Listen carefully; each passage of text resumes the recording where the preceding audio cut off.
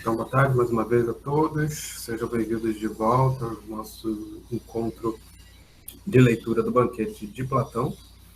A gente viu no encontro passado o finalzinho do discurso Sócrates-Diotima e como é que nessa parte final concentrava-se, vamos dizer assim, né, toda a proposta do banquete enquanto uma caracterização da filosofia como uma pedagogia erótica.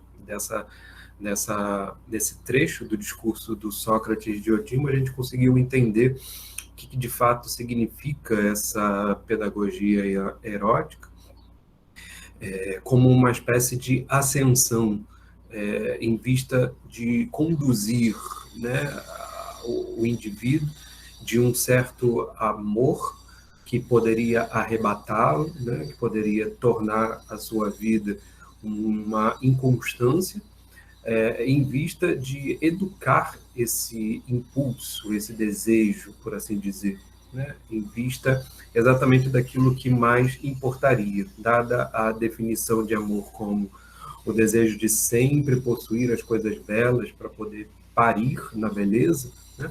E esse parir em vista de se imortalizar, a gente vê como é que se define a pedagogia erótica como uma espécie, portanto, de assimilação do que é de fato belo e bom, por excelência, para que a gente possa direcionar o nosso desejo a essa procriação em vista do que é o melhor e mais belo, né? Essa condução, esse guiamento ao qual o Sócrates se submete, em vista da Diotima.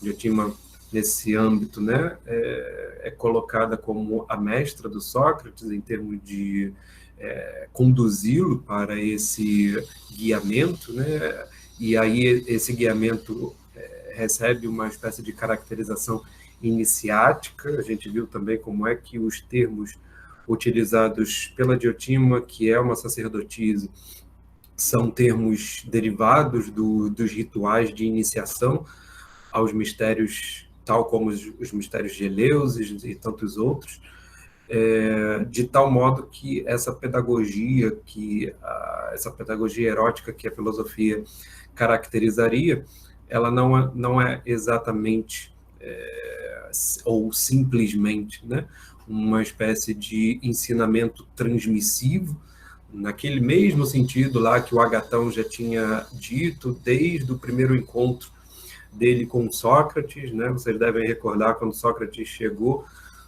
na casa de Agatão para o banquete, o Agatão pediu para ele sentar ao seu lado para que ele pudesse, como uma espécie de transferência, né, repassar tudo aquilo que fosse da sabedoria de um para outro. E o Sócrates diz que, de fato, se com a sabedoria fosse dessa maneira, seria muito fácil. O problema é que, com a sabedoria, não se processa dessa forma. E ficou em suspenso sabermos, afinal, de qual maneira, né, se processa essa obtenção da sabedoria. E, então, com a escalada, por assim dizer, apresentada pela Diotima, enquanto uma pedagogia erótica, nos apresenta exatamente a obtenção da sabedoria como um processo de iniciação, como uma epóptica, que é o termo grego utilizado para essa contemplação final, para essa visão mística, por assim dizer, daquilo que seria, afinal, a verdade. Isso, portanto, não é transmissível, você não pode transferir para outra pessoa, né, uma espécie de conteúdo. É bem semelhante, né, em certa medida, com a proposta do Paulo Freire. Vocês devem saber, né, como a pedagogia do Paulo Freire ela nos mostra de que maneira não é possível fazer uma transmissão conteudista de pensamento, né, e de conhecimento. É sim um desenvolvimento das capacidades do indivíduo em vista dele mesmo buscar a sua própria formação, né? Ou a formação vai ser exatamente o processo desse buscamento. O que a Diotimia, em última análise, nos mostra é exatamente que essa visão mística não é uma transmissão de conhecimento, mas é exatamente o caminho na direção de uma contemplação, de uma visão daquilo que de fato importa. E aí é uma visão pessoal, ainda que a Diotima guie o Sócrates e que, de certa maneira, o Sócrates guie os demais, e linguisticamente falando, o próprio Platão esteja nos guiando aqui com relação ao seu próprio diálogo, né? Ao construir o diálogo do banquete, o que ele está fazendo, em última análise, é tentar nos guiar para esta visão mística, para esta contemplação. É claro que ele não tem poder para isso, tal como a Diotima não tinha o poder para isso, em termos de forçar essa visão, né? Cabe a cada um, na medida do possível, nessa subida dos degraus, alcançar, de fato, a sua visão que define, né, para o contexto desse discurso Sócrates-Diotima, aquilo que significa o conhecimento e a sabedoria. Tá legal? A gente viu como é que esses degraus eles se processam, né? Vai passando ali do amor a um corpo belo para o amor de vários corpos belos, depois o amor das almas, depois o amor daquilo que as almas produzem, que é, de algum modo, contexto cultural. Dentro desse contexto cultural, aquilo que parece ser mais próximo da verdade, que é o conhecimento. E, por fim, dentro da contemplação, ou para além da contemplação do conhecimento, a contemplação acerca daquilo que, de fato, é o fundamento de tudo que move a alma humana em vista de obter essa ciência, né? É como se, no processo de subida, a gente tivesse, ao final, a contemplação do que é, de fato, conhecer. Não em termos de ter um conhecimento, né, enquanto um conteúdo, esse é o conjunto de conhecimentos que eu tenho, e aí vou lá, faço os axiomas, os dogmas. Não. O tipo de conhecimento místico, né, o tipo de conhecimento iniciático que a Diotima apresenta, ao que parece, é exatamente uma visão mística acerca do próprio processo de conhecer. E aí, por isso que ela diz, em última análise, que seria o conhecimento do que é o conhecimento, né? Isso ilustra para a gente por que razão o Sócrates. A gente tinha levantado essa dúvida, né? Se não me engano, a própria Duda tinha levantado essa questão também, de por que, afinal, Sócrates diz que sabe as coisas do amor, sendo que ele diz que não sabe nada, né? Mas na frase, a famosa frase que ficou imortalizada pela apologia do Sócrates, né? Só sei que nada sei, ele ao menos sabe alguma coisa, né? A gente nunca pode esquecer disso. Ele diz que sabe, embora esse nada saber tenha aí a ver com o processo filosófico, que é o distanciamento da ignorância em vista do conhecimento.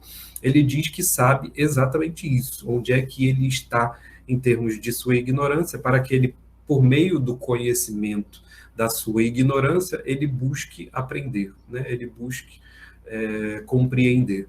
Então, ao que parece, essa taerotica, essas coisas do amor a qual o Sócrates diz ter como conhecimento, ao que parece é o conhecimento acerca do processo de reflexão que nos mostra aquilo que é, de fato, o conhecer, aquilo que é, de fato, o conhecimento. E isso permite, não só ao Sócrates, mas a todos aqueles que chegam a essa visão, a saberem, de fato, quando é que eles estão de posse de um conhecimento e quando é que eles não estão conhecendo algo, né? Por isso que é muito comum, nos diálogos do Platão, o Sócrates ter uma espécie de régua, né, que ele consegue medir aí o que é ou não conhecimento, mas ele mesmo não diz o que ele conhece, né?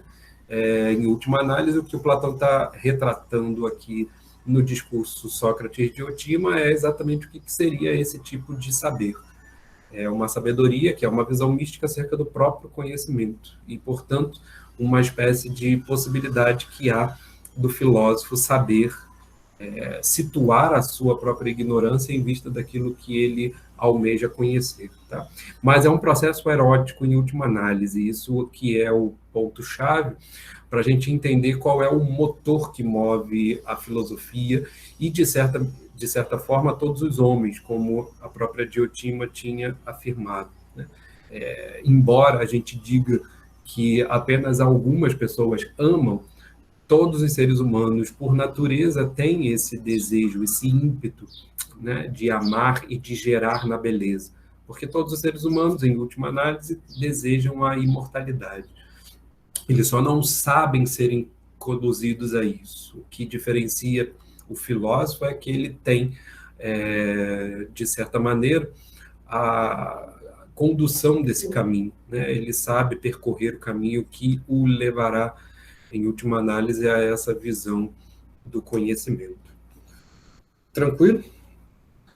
Nós paramos aí, então, no encontro passado, na página 212A, né, na numeração 212A, exatamente com essa visão final que a Diotima apresenta para Sócrates e para nós, que somos leitores, como é que essa visão da beleza, né, nela mesma, circunscreve, por assim dizer, todas as belezas que a gente possa encontrar em todas as outras, em todos os outros degraus, em todas as outras dimensões. Essa beleza é, portanto, o fundamento de tudo aquilo que a gente chama de beleza, da mesma forma que essa visão sobre o que é o conhecer é também o fundamento de tudo aquilo que pode ser dito conhecimento. Tá? Então, é sempre um processo reflexivo.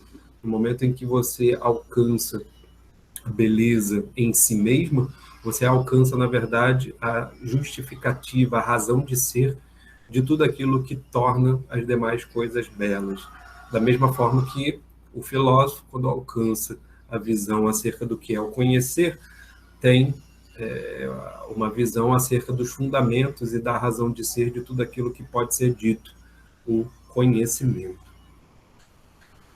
Hoje, então, a gente já inicia uma nova etapa do banquete com uma surpresa. Né? A gente vai ver que surpresa é essa, mas antes a gente vai ver o finalzinho aí da transição, né? Do final do discurso do Sócrates, como é que ele faz o encerramento desse discurso, para depois vermos qual é a surpresa que vai surgir. Ficou claro isso para vocês, gente, até aí, dessa recapitulação?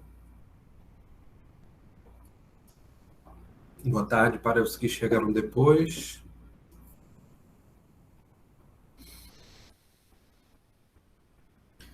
Beleza. Então vamos começar aí em 212p,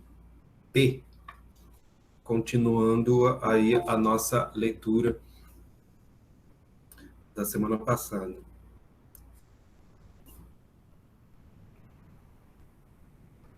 212b, B de bola. Vai ser o encerramento que o Sócrates vai fazer do seu próprio discurso, né? Tendo encerrado aí a Diotima, né? Boa tarde, Hélio.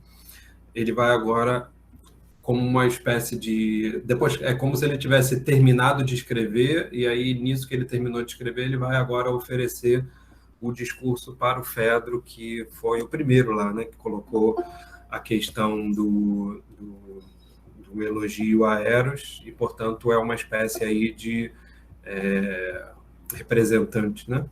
Fala, Sérgio. Não, só para fazer essa recapitulação de uma forma mais consistente. Então, Eros, né, a questão do belo, corpo para os corpos, uma ideia de reprodução desse belo, que seria a mortalidade a partir da geração de um descendente, de um filho. Mas esse Eros ultrapassa a questão da geração no sentido de uma superação a partir do belo dos corpos até a ascensão para a atração do conhecimento. Seria isso? Quer dizer, a força de Eros seria a superação do belo dos corpos para atingir a superação do saber que está para além do corpo? É mais ou menos isso? Isso aí, mais ou menos isso. É porque a ideia mesmo é que a gente consiga entender o que seria isso que eu estava chamando lá no início de uma pedagogia erótica, né? Porque, ao que parece, a gente já pensa logo que é uma maneira de amar, digamos assim, né? E aí isso a gente circunscreveria às relações humanas. Mas não é exatamente só isso, né? A gente vai ver que é isso, porque o que a gente vai ter de surpresa hoje é exatamente a entrada de um amado do Sócrates, né? Então, a gente vai ter aí, de fato, o âmbito das relações, porque, em última análise, a relação de educação é uma relação amorosa, né? A grande questão é como é que isso se processa no âmbito do indivíduo e o que ele alcança ao final. Então, de fato, esse seria o resumo, né? É um processo em que você é conduzido por esse desejo que você sente pela beleza materializada, em vista de descobrir, né, com o mesmo ímpeto, né, com o mesmo desejo erótico, como uma espécie de gozo, exatamente possuir aquilo que seria o fundamento explicativo desse tipo de realidade material que está na tua frente, né? Então, é como se o filósofo e a educação filosófica ela oferecesse uma espécie de educação que conduz o nosso olhar em direção não só às coisas materiais, mas exatamente partindo dessas coisas materiais, portanto, não desprezando elas, isso é importante. A escalada erótica ela não despreza os bens materiais, a beleza material, mas ela parte disso, então é uma escalada que precisa levar em consideração o material, mas essa levada em consideração é exatamente para guiar a gente para um outro aspecto dessa realidade, que é o aspecto por excelência daquilo que a gente chama em filosofia de o aspecto ontológico, aquilo que explica o que essa realidade é. Então, nesse processo, o que a Diotima mostra é que a gente não vai encontrar apenas a razão de ser da beleza de todas as coisas, né? De todas essas coisas materiais que a gente percebe no nosso dia a dia. Mas a gente também vai encontrar uma espécie de realização erótica, né? Uma realização que tem não só uma consequência física, mas uma consequência espiritual, anímica também. Tá? Então, é uma visão mais completa daquilo que seria o desejo erótico do ser humano e no modo como a gente pode direcionar esse desejo para a obtenção daquilo que é, de fato, o fundamento da nossa própria existência. Né? Aquilo que a Diotima fala, em última análise, no discurso que a gente viu, que a gente leu no encontro passado. Né? Uma vida sem essa busca, né? Sem esse tipo de direcionamento, seria uma vida não digna, né? Porque é exatamente nesse buscamento é que a gente descobre aquilo que, de fato, é o mais significativo para nós. Tá legal? Então, de fato, você tem razão. Certo. Beleza, gente? Tranquilo? Então, vamos ver aí como é que o Sócrates entrega o discurso dele para o Fedro, agora que ele já terminou de falar. Né? 212b. Foi isso, Fedro, e todos vós que me escutais nesse momento, o que Diotima me narrou e ao que eu dei inteiro crédito. Né? Então, isso é importante. A Diotima narra para ele, e ela narra o quê? Essa visão final. E ele dá crédito a essa visão. Dá crédito a essa narrativa exatamente no intuito de tentar seguir o mesmo caminho. Tá? Então, muita gente vai ver, alguns comentadores, inclusive, vão indicar isso, como é que agora, no próximo discurso, nesse discurso final que vai fechar o banquete, a gente vai tentar mensurar se de fato Sócrates é esse que teve a visão final ou não, né? Se ele de fato saiu do encontro, dos encontros com a Diotima, se ele saiu de fato tendo essa visão da beleza em si ou não. E isso se reflete nas atitudes que ele toma, né, em relação àquilo que ele tem como relação com as outras pessoas. Então, ele diz que, de fato, deu total crédito, e deu total crédito da seguinte maneira: convencido dessa verdade como fiquei, procuro, do meu lado, convencer os outros de que, para alcançar semelhante bem, de maravilha se encontrará colaborador mais excelente para a natureza humana do que o amor. Então, veja, no âmbito humano, aquilo que é o melhor guiamento, aquilo que é o melhor colaborador para que a gente obtenha essa visão final, essa visão mística, portanto, essa pedagogia filosófica, é exatamente o Eros. Por isso que é uma pedagogia erótica, porque a gente não pode abrir mão exatamente desse movimento, tá? Eu poderia aqui arriscar dizer que esse tipo de movimento seria aquilo que o Freud chama de libido, né? A Ellen me diga aí se eu estou errado ou não. Mas é uma espécie de movimento mesmo que nos anima, uma pulsão de vida, e essa pulsão de vida em direção ao prazer é exatamente guiada e direcionada para o âmbito do conhecimento. E é isso que diferencia o filósofo dos demais. O filósofo tem, portanto, a condição de direcionar esse desejo, esse impulso, essa pulsão que é comum a todos os homens, na direção exatamente daquilo que mais importa. Tá? Então, é isso que o Sócrates diz que, em última análise, ele faz tendo sido convencido pela Diotima. E aí, tendo sido convencido pela Diotima, exatamente de que é o Eros que é o melhor colaborador para a natureza humana nesse processo de educação, nesse processo de conhecimento. Essa a razão de eu afirmar que todo homem precisa honrar o amor, tal como procedo no culto que dedico a tudo que lhe diz respeito. A tudo que lhe diz respeito aí está eroticar. Tá? Então ele diz, eu aconselho, né, que todos rendam louvores, né, encomiatso, né, façam louvor, façam um encômio, façam esse discurso que a gente está fazendo agora, é o que eu digo para todo mundo. Façam o elogio de Eros, tal como, né, da mesma maneira que eu me rendo, por assim dizer, em tudo aquilo que eu faço, às coisas do amor.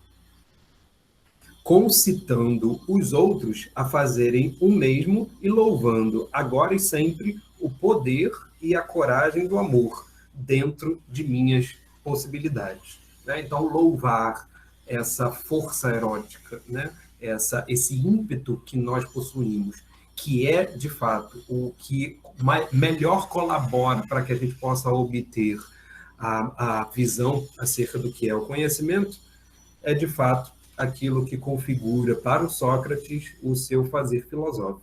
Né? Em última análise, ele diz, dentro das minhas possibilidades, é exatamente isso que eu tenho feito da minha vida. Né? Resumindo, a filosofia socrática é a apresentação dessas coisas eróticas como um processo pedagógico necessário para a visão acerca do que é a sabedoria e o conhecimento. Tá legal? Me chamou a atenção que essa frase traduzida aí por dentro de minhas possibilidades, em grego, kator hoson hoios ti eimi, tem a mesma forma, né? A presença ali, né? Hoios ti eimi. Na verdade, o Agatão usava essa fórmula, e a gente viu como é que no discurso do Agatão ele usa essa fórmula, hoios estin, para falar do modo como o Eros é. E aí eu disse exatamente que isso era o que configura na filosofia aquilo que a gente chama de ontologia, né? O aspecto ontológico, aquilo que explica o modo como uma coisa é. Tá? Então, isso chama atenção porque é uma fórmula que aparece lá no discurso do Agatão e que agora serve para o discurso do Sócrates como um arremate da sua própria condição a partir da sua visão de Eros. Então, veja que interessante, porque eu tinha falado, lembra daqueles esquemas de leitura que eu tinha proposto para vocês? Um deles era a gente ver o discurso do Agatão como sendo o primeiro discurso dialético. Por quê? Porque é o primeiro discurso em que a gente vai ter a apresentação de um louvor a Eros que leva em consideração o próprio autor do discurso. E é por isso que eu disse que o Eros louvado pelo Agatão é muito parecido com ele, né? É jovem, delicado, poeta, da mesma forma que o Eros louvado pelo Sócrates é muito parecido com ele. Tá legal? Então, essa fórmula, né, Royos Estin, me mostra, em última análise, como é que esses discursos estão parecidos. E é situado bem aqui ao final, né, no momento em que o Sócrates termina o seu próprio discurso, a gente percebe como é que ele estava se baseando naquilo que o próprio Agatão tinha feito, mas invertendo a lógica, né, porque ele precisou refutar o Agatão para mostrar que o Eros não era semelhante ao Agatão, era semelhante a ele. E, portanto, era semelhante ao amante, não ao amado, como é no caso do discurso do Agatão. Tá legal? Então, essa refutação foi exatamente para poder substituir os papéis. O que a gente vai ver nesse último discurso que vai iniciar hoje é uma nova inversão dos papéis. Tá? E agora a inversão dos papéis vai ser exatamente no âmbito do amante amado. Mas com isso a gente explica daqui a pouco. Tá?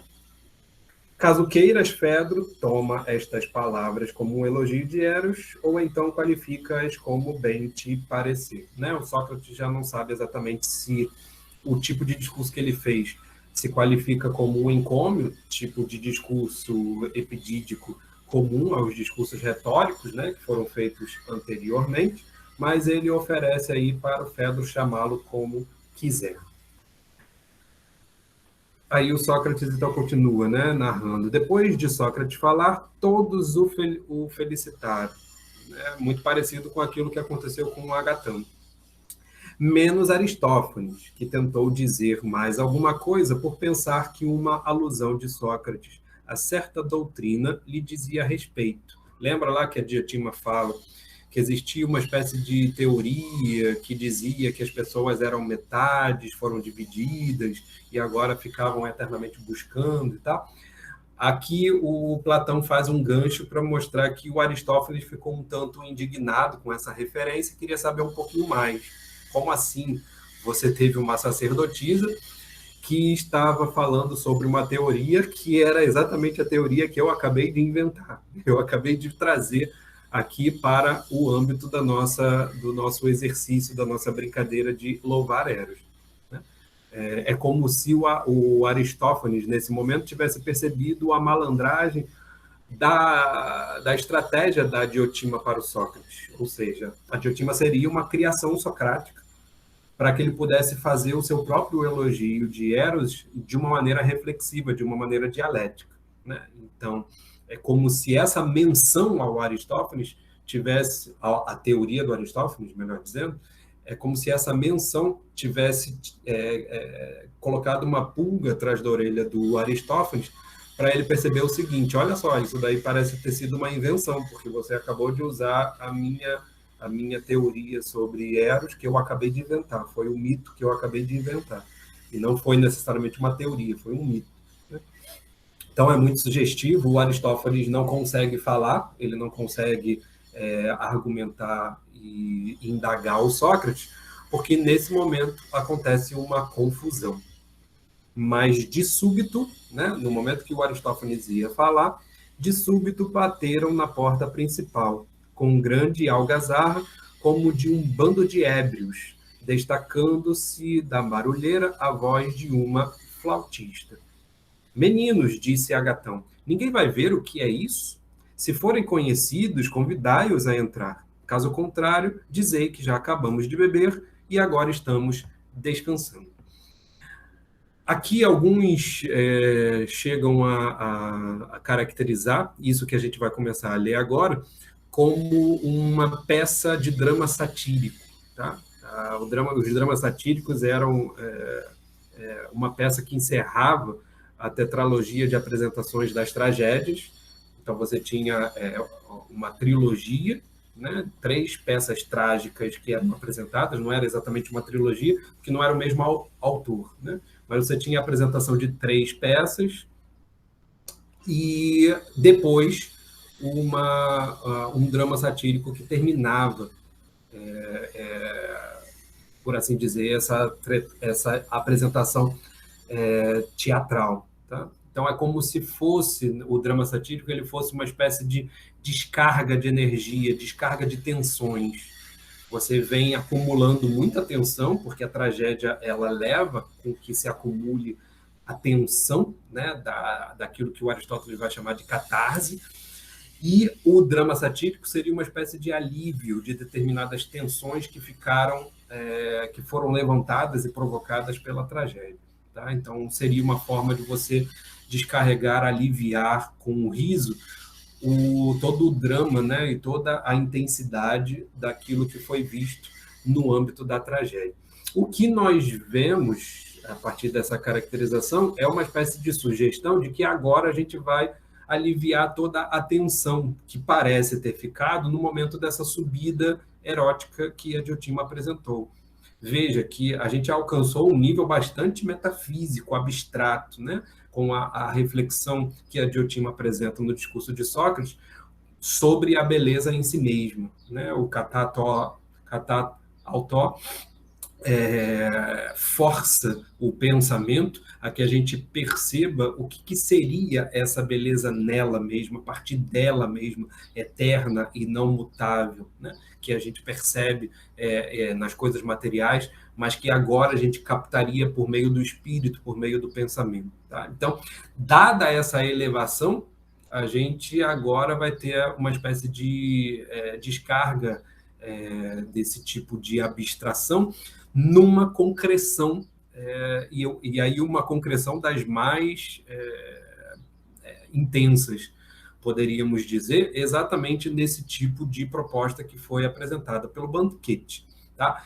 Por quê? Primeiro, o banquete é uma reunião para beber juntos, e você tem agora a entrada, né, de súbito. Então, esse é o primeiro ponto, talvez. O primeiro ponto aí é exatamente que há uma entrada de alguém de súbito, que não foi convidado, que não estava no início. Ele entra de súbito, tá? E ele entra bêbado, é o que a gente vai ver agora, exatamente para um momento em que todo mundo está confraternizando-se na bebida. E confraternizando-se, então todo mundo foi convidado, confraternizam-se na bebida e depois, durante a confraternização da bebida, haviam decidido que iam fazer discursos sobre Eros. E o Alcebiades, né, que vai ser esse que vai entrar, ele vai encarnar, por assim dizer, toda a inversão de tudo isso que foi apresentado. Ele não é convidado, não chega para beber, ele já chega bêbado, né? E ele vai chegar para fazer um outro tipo de discurso. É o que a gente vai ver agora. Tá? Então, nesse momento, é como se a gente estivesse assistindo uma espécie de renovação de tudo o que foi visto antes, mas uma renovação invertida. Tá? E eu tinha comentado já desde o início da nossa leitura como é que o banquete lida, e o Platão, de um modo geral, com pequenas inversões, né? Vários processos de inversão. Aquilo que se esperaria acontece o contrário, né? Aquilo que se esperaria acontece o contrário. Então, todos esses processos de inversão, desde as primeiras brincadeirinhas lá que aconteceram lá no início, até o cume desse momento, né? Esse é o ponto áureo, por assim dizer, e o auge do processo de inversão daquilo que o Platão estava deixando subentendido lá desde o início. Tá? O que o Alcibiades vai fazer com a sua entrada em cena é exatamente um processo de inversão. E aí, inversão de uma maneira mais geral, de todo o abstratismo, por assim dizer, que foi oferecido por Sócrates com a Diotima. Ele vai materializar outra vez a beleza. E é essa a questão. Tá? O discurso de Alcibíades, em última análise, tem esse caráter de trazer de volta, por assim dizer, a ideia de beleza e o modo como o Eros, nesse processo de pedagogia, ele precisa ser condicionado para lidar com essa beleza também na materialidade, e não apenas no âmbito abstrato. Mais uma vez, a gente pode fazer um paralelo aí com o mito da caverna, porque na alegoria da caverna, porque na alegoria o filósofo, depois que sai, ele é forçado a voltar para a caverna, para poder lidar com as sombras. Né? Então, o processo filosófico nunca é ficar simplesmente apenas pensando na abstração. Mas, vai dizer o Platão, né, deixando subentendido com esse tipo de estruturação, tanto do mito da alegoria da caverna quanto do próprio banquete, é exatamente que o filósofo precisa voltar para a materialidade das coisas. Ele precisa voltar para a realidade das relações para poder mensurar aquilo que ele viu lá no mundo das formas, né, no mundo da abstração, para conduzi-lo, né, saber como bem conduzir os demais a esse processo educativo. Tá? Então, é preciso que o filósofo retorne, tanto retorne para a caverna, quanto retorne também para enxergar, por assim dizer, a beleza no âmbito material, tá? Na concretude, né, da realidade. Mas o pessoal que estava no banquete também decidiu não beber muito no começo do evento, né? Então estavam todos sóbrios. Não necessariamente sóbrios, a Duda perguntando aí, né? Mas eles disseram que iam beber menos. Alguns ficam bêbados já mesmo bebendo menos, né? Vocês lembram disso? Que o próprio... agora não lembro exatamente quem, se eu não me engano, foi o próprio Agatão falando... agora não estou lembrado, que eles disseram que tinha os grandes bebedores, né? E o Sócrates, o Agatão era um deles, né? Eles eram grandes bebedores e dificilmente iam ficar bêbados com pouco, ou com uma quantidade razoável, mas tinha outros que não eram tão bons. Então a gente pode imaginar que o Erexímaco, o Fedro, o Pausânia já deviam estar bêbados nesse momento. Ao contrário do Agatão, do Sócrates, talvez. Tá? Eu precisaria voltar para ver quem eram aquelas figuras, né, que são ditas lá, que eram os melhores bebedores. Mas essa é uma ideia interessante, né, de a gente pensar quem é que nesse momento estaria aí mais propenso a ter o mesmo papel aí que o Alcibíades vai ter no momento que entra. Que o Alcibíades entra totalmente embriagado. Então, é bem diferente. É como se ele tivesse participado do banquete, né? E aparecido aí nesse momento exatamente para fazer o seu próprio discurso. Mas vocês vão ver que é um processo de inversão bem interessante, tá? Primeiro, esse é o primeiro detalhe, ele chega de súbito, como ficou marcado aí nessa indicação da fala do Aristófanes. O Aristófanes ia falar para poder contraditar o que o Sócrates tinha dito, e aí, nesse momento, o Alcibíades aparece. Pouco depois, continuando aí, pouco depois, ouviu-se no vestíbulo a voz de Alcibíades, bastante embriagado, a gritar por Agatão. Então, está bastante embriagado, né? A gritar por Agatão e a reclamar que o levassem para junto de Agatão. Apoiado, olha como ele chega, né? Apoiado na flautista e outros mais do bando. Então, ele é como se fosse aquele bêbado. Já viu aquele filme que fizeram, né, para retratar o romance do Jorge Amado, Quincas Berro d'Água, né?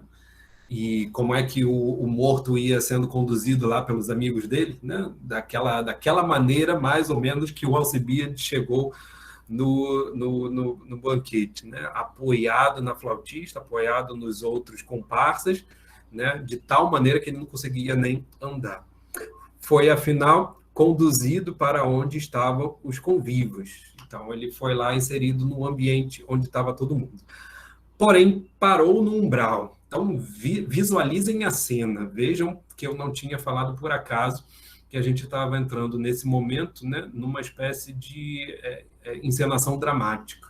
O Platão é requintado nesse tipo de descrição narrativa. Tá? O Banquete não é por acaso que ele é o mais literário dos diálogos que ele escreveu. Tá? Então, olha como que ele vai pensar essa representação. O Alcibiades para, né, tá vindo apoiado nos outros, e ele para no umbral, né? Ele para bem na entrada, onde está todos os convivas, com grande quantidade de fitas na cabeça e coroado com uma grinalda espessa de era e violetas. Tá? Então é bem interessante porque isso é sugestivo do tipo não só de papel que tinha um grande vitorioso, né, que recebia coroa de ervas, mas também o tipo de participante dos rituais báquicos, né, dos rituais de Dionísio. Então, é como se o Alcibiades chegasse embriagado nessa cena, parando na porta ali, visualizando todo mundo, ele estivesse, nesse momento, sendo a representação daquilo que seria um fiel de... Alcibiades é o tio do pavê. É uma espécie de representação do próprio fiel de Dionísio, né? Ele embriagado, ele é o próprio fiel próprio fiel de Dionísio. Então, não só uma representação aí de um grande vitorioso, né? De uma figura heróica excelente, né? Resgatando aí essa função das coroas de Hera, mas também a ideia de um representante báquico, tá? Um representante dionisíaco. E, ao que parece, a gente entra agora exatamente saindo de todos esses discursos sobre o amor, de uma espécie de representação afim, né? Uma representação aproximada das implicações de Eros para o âmbito daquilo que o grego chamava de dionisíaco, tá? Não só em vista dos mistérios, mas também em vista da própria representação e do cortejo no qual se realizavam essas procissões. Tá? Nietzscheanamente, você poderia dizer, em alguma medida, que nós estaríamos no âmbito apolíneo antes, tá? Porque seria o âmbito dos discursos, e esses discursos falariam de Eros. O que o Alcibiades vai dizer, o que o Alcibiades vai fazer e dizer, em última análise, né, é uma encarnação do Eros. Então, é como se você tivesse saindo do âmbito apolíneo para entrar no âmbito dionisíaco. Mas não compraria exatamente essa tese do Nietzsche de fazer uma oposição entre apolíneo e dionisíaco, não, porque, em última análise, todo o banquete pode ser dito dionisíaco, em todas as suas etapas, tá? Mas aí seria um exercício de exegese a mais. Tá? Mas esse ponto da entrada do Alcibiades, a gente tem certeza que é dionisíaco. Tá? Para a gente não ter dúvidas, pelo menos nesse ponto a gente sabe que é dionisíaco. Então ele chega lá e diz: "Salve, amigos!", exclamou. "Aceitas a companhia de quem já bebeu além da conta? Ou teremos de voltar daqui mesmo, limitando-nos a coroar Agatão, que é justamente o que viemos fazer?" Então ele anuncia que o que ele veio fazer era exatamente coroar Agatão, pela vitória, muito provavelmente. Tá? E aí ele está apoiado ainda nos seus comparsas e diz: "Olha só", ele parou na porta, né? "Olha só, podemos entrar e beber convosco ou a gente daqui mesmo pode ir embora? Né? Daqui mesmo eu me retiro." Em última análise, o que ele está dizendo. Porque ontem, aí ele complementa, e olha que interessante, porque ontem, bêbado bastante consciente, né? Porque ontem, prosseguiu, eu não estava em condições de comparecer à festa. Olha que interessante. Lembram que o Sócrates tinha dito que ele também não veio na festa anteriormente, embora ele não tenha dito que não era por condições, mas era por medo da multidão, porque estava muito cheia a festa no dia anterior. Lembram disso? Nesse dia, tanto o Sócrates quanto o Alcibíades resolvem aparecer. Tá? Isso não é por acaso. Limitando-nos, porque ontem prosseguiu, eu não estava em condições de comparecer à festa, mas vim hoje com estas fitas na cabeça, só para tirá-las de mim e com elas cingir a fronte do mais sábio e mais belo dos homens. E olha que é essa maneira como ele está caracterizando o Agatão. Tá? A gente vai ver que o Alcibíades vai ser bastante interessante para caracterizar as pessoas. E então a gente entende aí como é que ele está caracterizando o Agatão. O Agatão, para ele, é o mais sábio e o mais belo dos homens. Sim, é como o qualifico. Ele termina. Troçais de mim porque estou bêbado, né? Provavelmente alguém deve ter rido lá, alguma coisa, né? Troçais de mim porque estou bêbado, podeis rir quanto quiserdes, pois, de minha parte, sei que só digo a verdade. Então, esse é o primeiro momento em que ele vai afirmar isto. Tá? Aleté lego, eu vou dizer a verdade. Tá? Isso é muito importante, tá? Porque o tipo de discurso que o Alcibíades vai apresentar se caracteriza exatamente como um discurso sobre aquilo que é a verdade. Tá? Só que agora não no âmbito daquilo que o Sócrates tinha apresentado, ou seja, num âmbito da verdade que poderia ser dito transcendente, né? Mas num âmbito da verdade que poderia ser dito imanente, tá? Ou seja, um âmbito em que a verdade ela se constata, ela se materializa, ela se encarna. Tá? O superpoder de filosofar está nas fitas da cabeça. As fitas são o louvor, né, que o Alcibíades veio trazer para o Agatão. Então, em última análise, aí, o que o Alcibíades, melhor dizendo, o que o Alcibíades veio fazer foi oferecer exatamente as fitas para o Agatão como um tributo pela honra que ele acredita o Agatão possuir, sendo o mais sábio e o mais belo. Tá? Mas o que é interessante é que ele, no momento em que classifica o Agatão dessa maneira, ele diz, tá? E guardem isso, que ele diz que está dizendo a verdade. Isso é muito importante. Com a aclamação geral, então a terceira vez que acontece uma aclamação geral, tá? São 3 vezes que aparece, mais uma vez aí, reforçando um outro aspecto que é muito presente no banquete, tá? Não só o aspecto da inversão, que eu havia falado, de pequenas inversões para poder caracterizar essa que vai ser a inversão geral, mas também os aspectos triádicos, tá? Sempre essa referência a 3 coisas acontecendo, 3 aspectos de alguma coisa, tá legal? Então, a terceira vez que acontece uma aclamação geral é exatamente com a fala do Alcibíades. Quais são as outras duas? Do Agatão e do Sócrates. Portanto, de todos esses discursos aí que estão no âmbito que eu chamei de dialético. Tá? Com a aclamação geral, todos disseram que entrasse e se reclinasse num dos leitos. Agatão também o convidou. Então, todos aclamaram e convidaram o Alcibíades para se reclinar em algum dos leitos. O Agatão também convidou. Ou seja, ele era o chefe da festa, né? Então ele tinha que autorizar. Todos concordaram e o Agatão também. Então essa sentença final aí, dizendo que o Agatão convidou, não só para ratificar que ele, como chefe da festa, tinha concordado, mas também para dizer que o próprio Alcibíades só vai aceitar o convite do Agatão, que era exatamente aquele que ele queria honrar.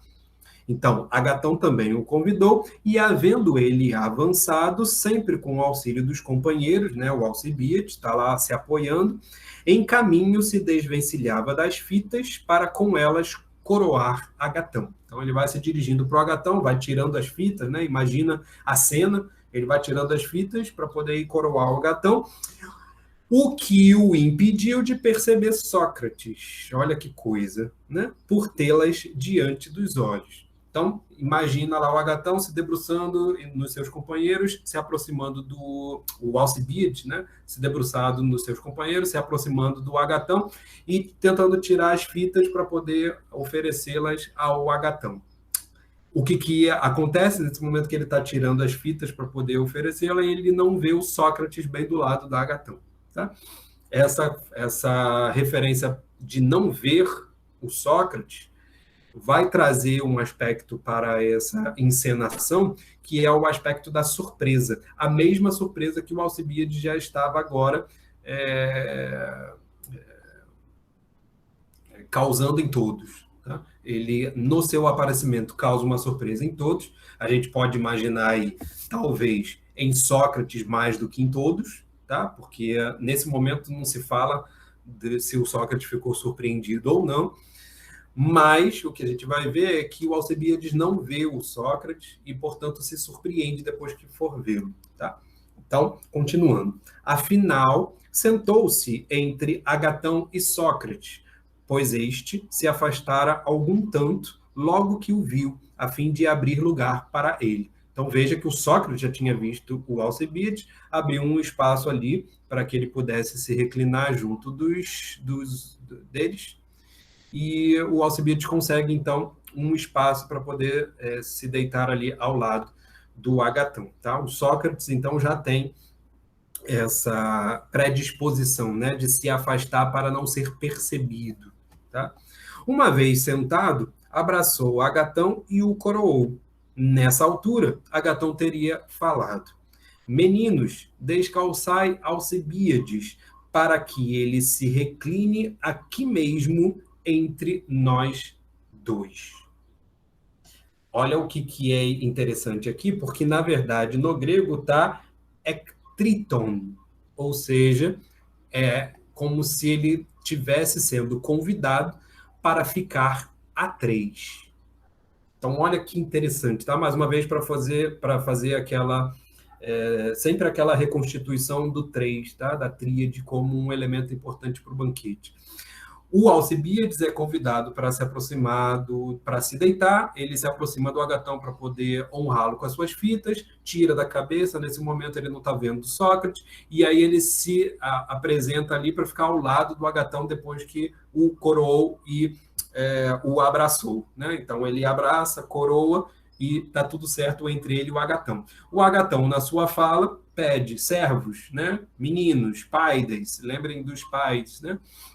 Descalcem o Alcibiades para que ele possa ficar tranquilo a três. Ou seja, o Alcibiades está exatamente no meio entre Agatão e Sócrates. Tá legal? Percebam que isso é bem interessante. O lugar do Alcibiades, o lugar daquele que vai encarnar o Eros na festa, é exatamente o lugar do meio. É o intermediário, exatamente. Tá? Não, nada é por acaso na descrição que o Platão está fazendo. Tá? O meu exercício aqui para ler com vocês é exatamente para ir sugerindo como é que todas essas migalhas, né, que o Platão vai deixando pelo caminho vai nos conduzindo para fora do labirinto, né? Vai nos conduzindo para fora desse enigma que é o diálogo socrático. Tá? Para que a gente possa entender, a gente precisa ir refazendo esse caminho aos poucos, através daquilo que ele vai nos indicando ao longo do texto. Tá? Aí o Alcibiades diz, né? Ótimo, teria exclamado o Alcibiades, mas quem é o terceiro companheiro que irá beber conosco? Assim falando, virou-se para o lado de Sócrates e, ao reconhecê-lo, deu um salto e exclamou: ó Heracles, que é isto? Sócrates aqui? Como de hábito, de emboscada para apanhar-me onde menos te esperava? Que fazes aqui? Por que escolheste precisamente este lugar? Ou seja, este lugar ao lado de Sócrates, ou ao lado de Agatão, e exatamente próximo a ele, onde exatamente ele estava sentado. Por que não junto de Aristófanes, ou de outro farsante de verdade, ou que deseje sê-lo? Ao invés disso, arranjaste meio de ficar junto do rapaz mais belo de toda a companhia. Então vejam, o mozão enciumado. É exatamente essa a caracterização que o Sócrates vai fazer do Alcebiades, tá?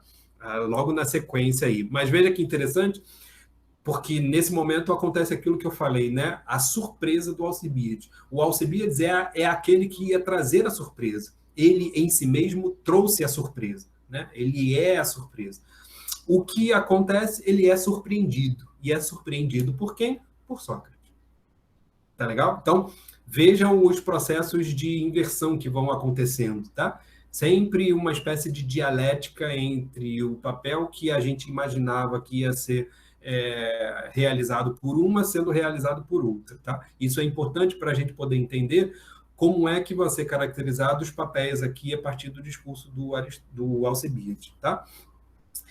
Então, vamos ver agora o que é a caracterização que o Sócrates vai fazer do Alcebiades. E essa é a única vez que a gente vai ver aqui alguém caracterizando o Alcebiades, porque o Alcebiades caracteriza todo mundo, né? Ele já caracterizou o Agatão, vai caracterizar o Sócrates, mas agora o Sócrates caracteriza o Alcebiades, tá? E aí o Sócrates diz assim: Agatão falou, vê se te é possível proteger-me. O amor deste mancebo me causa sérios incômodos. Desde que me enamorei dele, não me é permitido brincar com nenhum rapaz. Olha como a relação de ciúme é descrita aí, né? Nem sequer olhar para o seu lado. Nem que ele fique enciumado, ou melhor, sem que ele fique enciumado e com inveja, ou cometa os maiores desatinos e até me recrimine, chegando quase às vias de fato. Quase às vias de fato aí no sentido de bater no Sócrates, tá? Exercer violência. O termo aí mais à frente vai ser biatzes, tá? Exercer violência mesmo, bia, tá? Precisas contê-lo para não aprontar-me alguma das dele. Ou nos reconcilia ou trata de defender-me, no caso de intentar agredir-me. Tenho tanto medo de seu gênio arrebatado como do seu amor. Então, vejam aí como é que o Sócrates caracteriza a personalidade do Alcebiades em vista da sua própria pessoa, tá? Sócrates diz lá, primeiro pede a proteção do Agatão, e isso é interessante porque não só o Agatão era o chefe da casa, né, o dono da casa, mas é também ali o que está sendo o terceiro nesse triângulo amoroso, né, digamos. Então ele pede a proteção do Agatão, por quê? Porque desde que o Sócrates se tornou enamorado, esse termo que o Carlos Alberto Nunes traduz por enamorado, em grego é erastés. Então, o Sócrates está dizendo, desde que eu me tornei amante do Alcebiades, ou seja, aquela parte ativa, né, na relação educativa, paidagógica, tá? Porque o Sócrates é o mais velho, o Alcebiades é o mais novo. Alcebiades aí, então, numa idade muito próxima à do próprio Agatão, tá? Os dois ali como jovens, e o Alcebiades é como se fosse, o Sócrates é como se fosse o mais velho, vendo ali os dois mais jovens que seriam objetos do seu amor, tá? Brigando-se pela sua própria presença. Mais ou menos assim que o Sócrates está caracterizando a cena. Então ele diz, Alcebiades, ele é tão impetuoso nesse tipo de comportamento dele, e a frase final dessa caracterização do Sócrates é: tenho tanto medo do seu gênio arrebatado como do seu amor. Se você não lê em grego, você não percebe exatamente a intensidade daquilo que está sendo dito pelo Sócrates, tá? O Sócrates diz que o Alcebiades tem mania, né? Tem mania. A gente lembra lá o que é a mania, né? A mania é loucura, e uma das causas da loucura é exatamente o Eros. Então veja que o Alcebiades, ele não é visto necessariamente como ruim, tá? Porque a loucura não é ruim na Grécia. Pelo contrário, a mania é uma inspiração divina, por isso uma das causas é o próprio Eros. Então o Alcebiades é caracterizado como maníaco, a gente poderia dizer assim, né? Ele tem mania, ou melhor, o Sócrates tem medo da mania do Alcebiades e também da filerastia. Olha que termo interessante, que eu nunca tinha percebido em nenhum diálogo do Platão. Tá? Filerastia, ele é um amante do amor. Ele é alguém que tem uma relação muito intensa de desejar o contexto amoroso, digamos assim. Tá? Ele tem prazer de estar nas relações amorosas. Isso é muito interessante, tá? Porque, de certa maneira, vai ser uma forma de caracterizar esse comportamento impetuoso do Alcibiades como muito próximo daquele que é o comportamento que inspira o filósofo, que é o comportamento descrito no discurso anterior, o discurso do próprio Sócrates. A gente já viu como é que o Eros causa a filia, né? Esse comportamento de estar sempre envolvido com alguma coisa. Quando você é dito filo alguma coisa, né? Filotimós, você é um amante da honra, então você você sempre deseja ações que envolvam o contexto de ser honrado, ou então você é um filognaica, né, como foi apresentado no discurso do Aristófanes, você ama as mulheres, né, de um modo que você pode dizer que é um mulherengo, né, aquele que sempre está desejoso da companhia das mulheres. Então, sempre quando o grego fala filo alguma coisa, ele está querendo indicar um comportamento, de certa maneira, obsessivo, por assim dizer. Tá? Um comportamento que é sempre rotineiro em vista de ser um ímpeto, de ser uma coisa que te move a tal ponto que você não tem como escapar, como um comportamento de um bêbado frente ao álcool, frente a uma cerveja ou ao vinho. Né? Ele é dito alcoólatra exatamente porque ele não consegue se distanciar daquele objeto, tá? A não ser por uma determinada ajuda. Então, o filo alguma coisa é exatamente essa pessoa, esse tipo de criatura que não consegue se distanciar do tipo de objeto que ele ama. Olha o que o Alcibiades é dito. Ele é dito um filoerastia, ou seja, ele é um amante do comportamento erótico. Ele é um amante do contexto de amor. Ele é um amante daquele que o ama. Isso é muito interessante. Tá? Por quê? Porque caracteriza aí um romântico. Poderia até ser, talvez uma boa definição, né? Não tinha pensado nisso. Aquele que ama amar. Né? Hoje a gente diria, né? Eu amo amar. Não importa quem, eu amo amar. Né? Claro que o romântico tem aí uma ideia lúdica até, né? Mas não esconde também o detalhe obsessivo-agressivo, né? Que está subentendido no termo grego e, em certa medida, no termo romântico também. A gente, se for levar a ferro e fogo, né? A noção de romântico, de um romântico apaixonado, né? Daquele que sofre de paixão, ele de fato pode realizar aí atos violentos, né, atos agressivos. É dessa maneira que o Sócrates está caracterizando o Alcibiades, tá? Como sendo um louco em amar. Podemos caracterizar dessa maneira. Tá?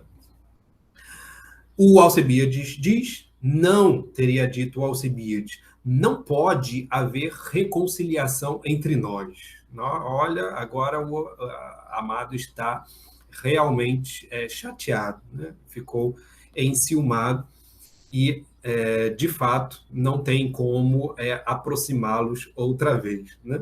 Momento DR. Pois é. O termo em grego é interessante, né? Diálogo, que mostra para a gente que é um tipo de modificação, né? O que o Alcibiades está dizendo é não há como modificar o nosso vínculo de inimizade para amizade. Tá? É mais ou menos isso que o termo em grego sugere. Né? É uma espécie de modificação das relações, de tal modo que você, de inimigo, passa a ser amigo. O que o Alcibiades está dizendo, em última análise, é isso. Entre nós, continuaremos inimigos. E isso é o ponto central aqui, tá? Desse pequeno intercurso entre o Alcibiades e o Sócrates. O que a gente percebe é que essa surpresa do Alcibiades é de ter sido pego pelo seu inimigo. Tá legal? É com essa caracterização que a gente precisa encerrar hoje para a gente poder entender todo o processo de discurso do Alcibiades. O discurso do Alcibiades já começa com o seu aparecimento surpreendente, ele chega de súbito, ninguém o estava esperando. Muito provavelmente o Sócrates é o que fica mais surpreendido, dado esse contexto de inimizade. Depois a gente percebe que o Alcibiades chega embriagado, então ele chega para um banquete em que ele já está totalmente banqueteado, digamos assim, né? Totalmente entregue ao dionisismo da encenação.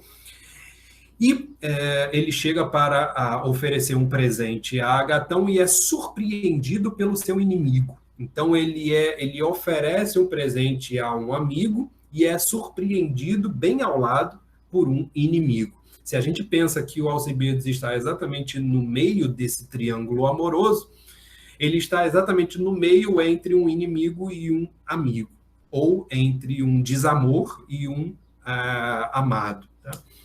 O Alcibiades aí estaria, portanto, no papel de amante de Agatão. A gente viu que o Agatão, de fato, ele é amado por vários, né?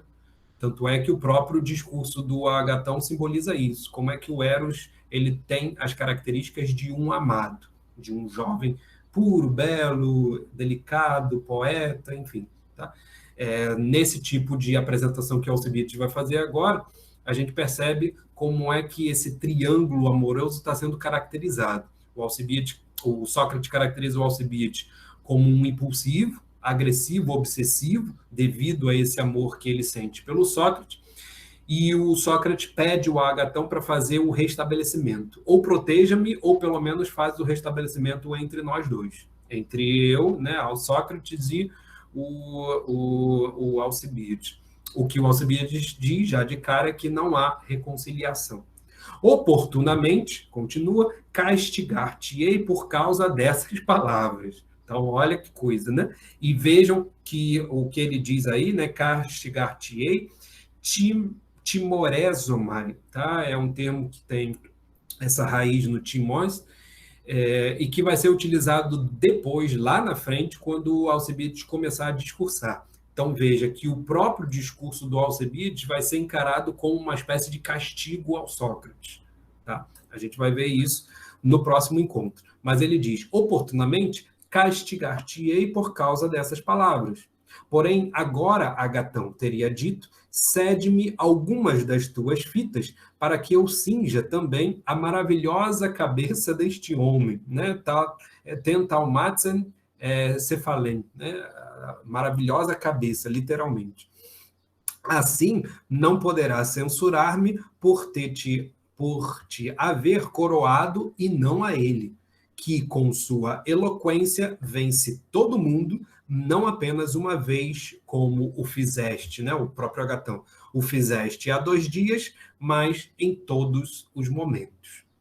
E aí a gente fecha essa leitura de hoje com essa caracterização que o Alcibiades faz do Sócrates, movendo-se, né, a pegar um pedaço do prêmio que ele ofereceu ao Agatão, né? Ele veio para o banquete exatamente para oferecer essas fitas para o Agatão, ele pega um pedaço desse prêmio para poder oferecer a Sócrates, para que Sócrates não fique enciumado com ele.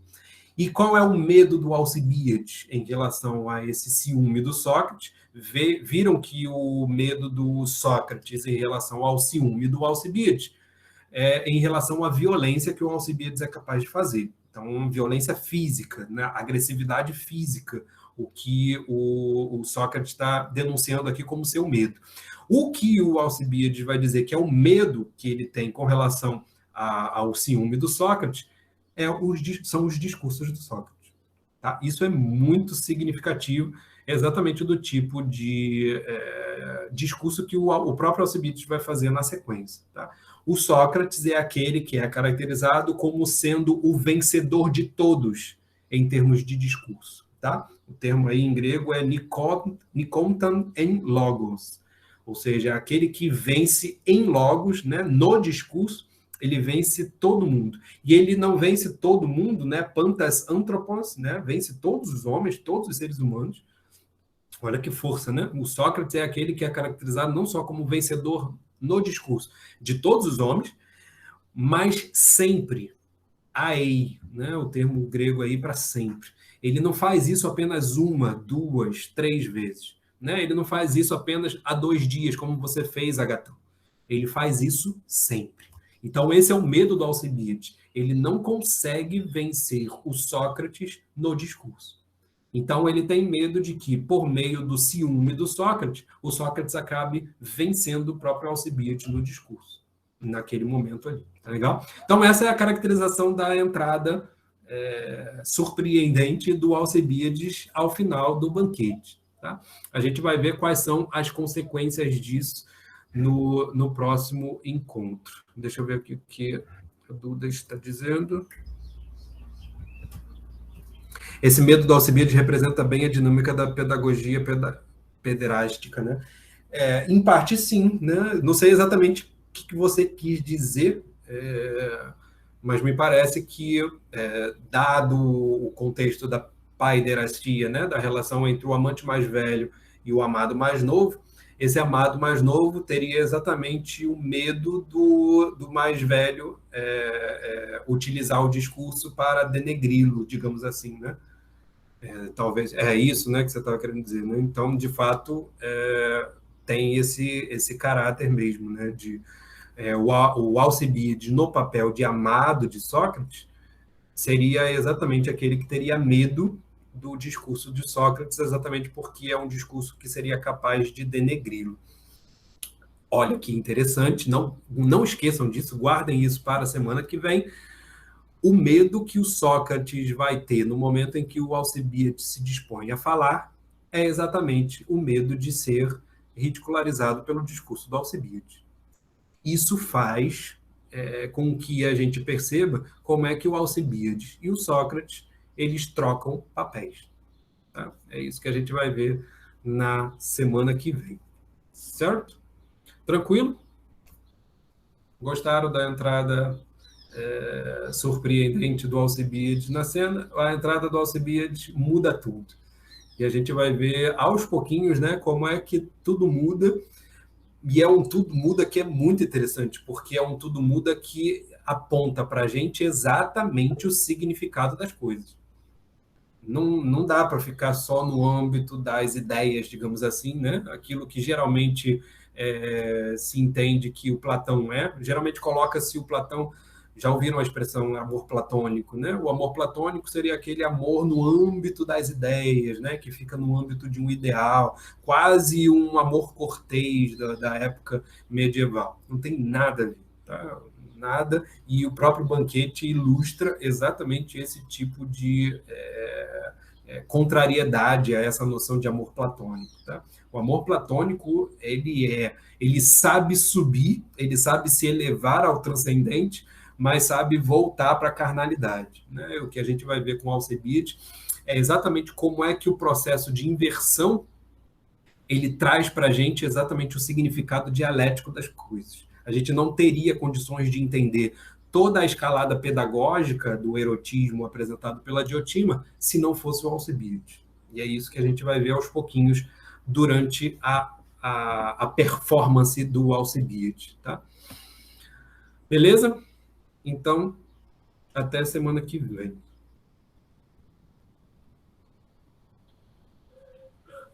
Obrigado, muito bom, César. Até mais, gente.